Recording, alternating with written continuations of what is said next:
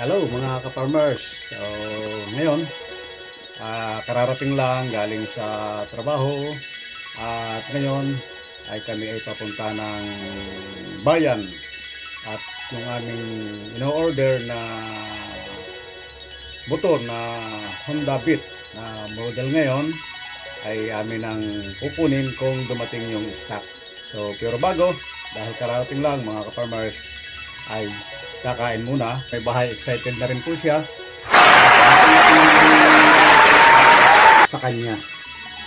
Okay, kain tayo mga ka-farmers, ka-mayors. So yung ulam natin ngayon ito, yan, tapon, ulang lang na kamansi, saka sinain. Sana all. Kaya ito, dali-dali kami. At ang usapan pala ay alas 2 i-deliver doon sa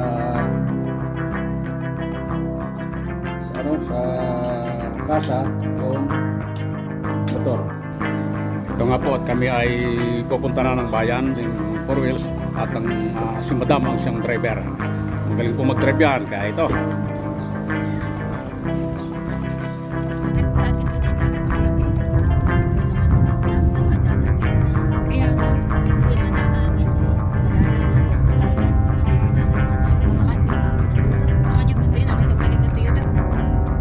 Way na ng bayan.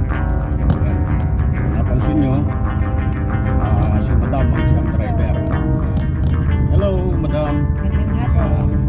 So, mga ka-farmers, ito nga palang aming pupuntahan ay sa bilihan ng motor.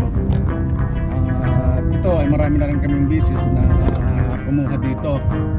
So, si Madam, siya po ang member ng SIDSI. Nakailang bisis na rin kaming naka-loan. So naglo-loan kami sa SIDSI, tapos binabayaran namin ang cash. So para mas maliit yung aming monthly amortization. Madam, ilan na ba pailan na ito kung sakali? Palima na po ito na kami Sana all. loan sa SIDSI. So ano yung una? Adventure. Yung pong adventure. Wow. Tapos sumunod ay mga motor.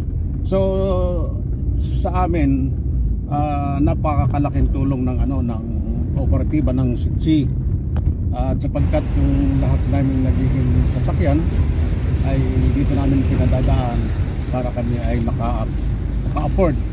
Kasi kung ulit na tayo sa kasa, medyo mabigat po.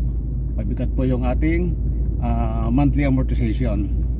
So dito tulong ito ng ating kooperatiba.